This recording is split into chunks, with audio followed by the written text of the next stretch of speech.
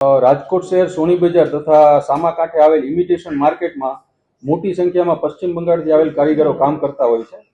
આ કારીગરોમાં કોઈ બાંગ્લાદેશી નાગરિક આવીને કામ કરતો હોય કે કેમ તે બાબતની તપાસ લોકલ પોલીસ સ્ટેશન અને એસઓજી બ્રાન્ચ કરતી હોય છે. આ દરમિયાન રાજકોટ શહેર એસઓજી શાખાને એક હકીકત મળેલી હતી કે પશ્ચિમ બંગાળનો એક વ્યક્તિ અજીત મુલ્લા અને અજમત મુલ્લા પોતે નાના બાળકો સગીર વયના બાળકો પાસે ઇમિટેશનનું કામ કરાવે છે. જે આધારે આપણે જૂના મોરબી રોડ ઉપર આવેલ રાજનગર સોસાયટીમાં એક ભાડાના મકાનમાં તપાસ કરવામાં આવી હતી, પણ એ દરમિયાન એ મકાનમાંથી કોઈ પણ આવો વ્યક્તિ કે આવા કોઈ પણ બાળકો મળી આવેલ નહીં. ત્યારબાદ એક ચોક્કસ બાતમીના આધારે એવી જાણ મળી હતી કે બેડી ચોકડી પાસે આવેલ ગોપાલનગર રેસિડેન્સીમાં આ બાળકોને રાખવામાં આવેલ છે. તેથી એ જગ્યાએ તપાસ કરતા ત્યાંથી 18 વર્ષથી નાના 14 બાળકો અને બીજા 18 વર્ષથી મોટા 18 થી 22 વર્ષ સુધીના બીજા 5 વ્યક્તિઓને મળી આવેલ હતા. જે વ્યક્તિઓને જોતા તેમના શરીરે ઈજા અને ઉજળાના નિશાન હતા.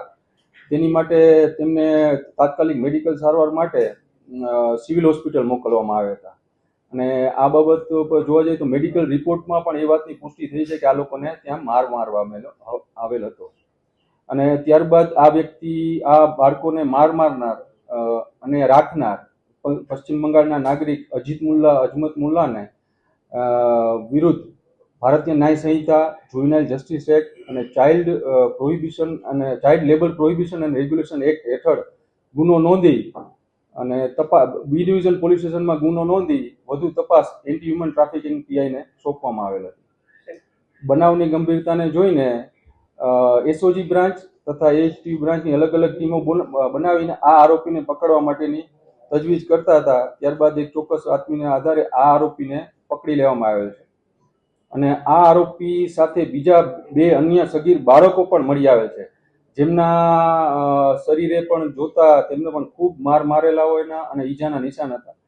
ત્યારબાદ તેમને તાત્કાલિક મેડિકલ સારવાર માટે સિવિલ હોસ્પિટલ મોકલવામાં આવ્યા હતા. અને તેમાં પૈકીના એક બાળકના પૃષ્ઠભાગે મળદ્વારમાં કોઈ સોલિડ કે સખત વસ્તુ નાખીને ઈજા પહોંચાડવાનું પણ સામે આવેલ હતું અને એ પણ મેડિકલ રિપોર્ટમાં પુષ્ટિ થાય છે. અને આ મેડિકલ તપાસ આધારે પણ આપણે પણ તપાસ કરતા પણ આ વ્યક્તિએ જ આ કૃત્ય કરેલા હોવાનું જાણવા મળે છે. તમામ બાળકો છે કઈ રીતે લાવવામાં આવ્યા હતા, શું વેતન આપવામાં આવતું હતું? આ બાળકો તમામ પશ્ચિમ બંગાળના વર્ધમાન ડિસ્ટ્રિક્ટની આજુબાજુના એરિયાના છે.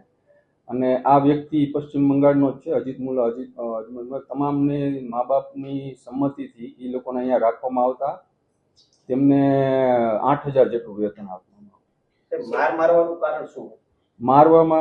મારવામાં એવું છે કે આ બાળકો બધા અમુક 18 વર્ષની, અમુક 14 વર્ષના, 12 વર્ષના, 13 વર્ષના છે. બાળકો ઘણીવાર કામ ન કરે, કામ ઓછું કરે કે જે કામ કીધું હોય એ ન કરે તો ત્યારે પણ તમને મારવામાં આવે. તૃણમૂલ કોંગ્રેસે એક ટ્વીટ કર્યું છે જેમાં દાવો કર્યો છે કે ગુજરાતમાં બાળકો સાથે આ બર્બરતા ગુજારવામાં આવી રહી છે, તેને મારવામાં આવી રહ્યા છે. આ પ્રકારનો આક્ષેપ કર્યો છે અને 4 તારીખે ટ્વીટ કર્યું અને ત્યારબાદ પોલીસે કાર્યવાહી એવું પણ નહીં. આ વસ્તુનું પણ કોઈ તથ્ય નથી. આ માણસને અગાઉ એની જગ્યા મોરબી રોડ ઉપર, જે જૂના મોરબી રોડ પર રાજનગર સોસાયટી છે તેના એક ભાડાના મકાન છે ધવલભાઈનું, ત્યાં આપણે ચેકિંગ કરેલું હતું. ત્યાંથી આ કોઈ પણ આપણને માહિતી હતી એટલે એ દરમિયાન આપણે ચેકિંગ કરેલું હતું, પણ ત્યાં આ કોઈ પણ બાળકો કે આ માણસ મળેલ નહોતા. ત્યારબાદ આપણે આ તપાસમાં હતા જ આ બાળકોની, અને ત્યારબાદ આપણને 5 તારીખે રાત્રે આ બાળકો તમામ મળી આવેલા હતા. આ બાબતમાં આપણે અગાઉ ભારતીય ન્યાય સંહિતા ઉપરાંત જુવેનાઇલ જસ્ટિસ એક્ટ અને ચાઇલ્ડ લેબર પ્રોહિબિશન અને રેગ્યુલેશન એક્ટ ગુનો નોંધાયેલો હતો. ત્યારબાદ આ ઈજા પુષ્ટિ થઈ મેડિકલ રિપોર્ટમાં, ત્યારબાદ પોક્સો એક્ટ પણ લગાવવામાં આવે છે. ખાસ કરીને કેટલા વર્ષથી અજીત મોલા છે રાજકોટ રહેતો હતો અને કેટલા વર્ષથી આ પ્રકારે બાળ મજૂરી છે તે કરાવતો હતો? આપણે એની કોઈ રિમાન્ડની માંગણી કરી છે કે ક્યાં?